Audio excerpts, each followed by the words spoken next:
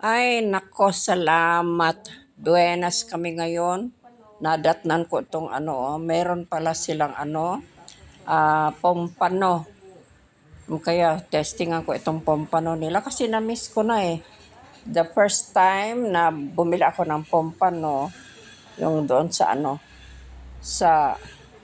Cagayan de Oro, isang box ang binili ko. Ano yata, 10 kilos ba yun? Tapos ito, dalawang dalawang piraso lang. Buti na lang Yan. Kapatesting ko. Pero, dapat, halimbawa, to, yung bang gagawin mong sweet and sour, o di kaya may mga sangkap ba, pero, sa ngayon, tamad ako dyan. Kaya ito, pipirituhin ko na lang para diretso. Kasi ang helper ko may ginagawa naman sa sa baba. Meron naman siyang trabaho. Ako din ang magtrabaho dito. Yan.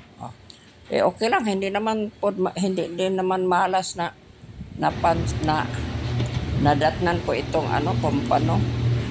No, okay, masarap kasi ito eh. Okay.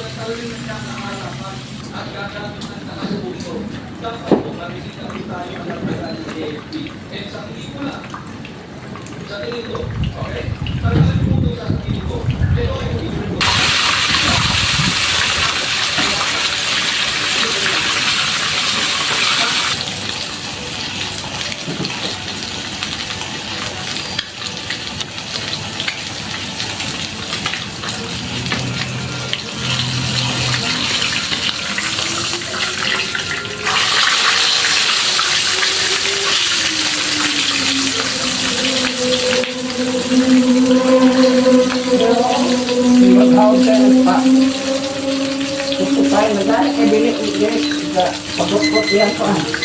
Sabi ko mga bangon, sumasud. Lagot siguro na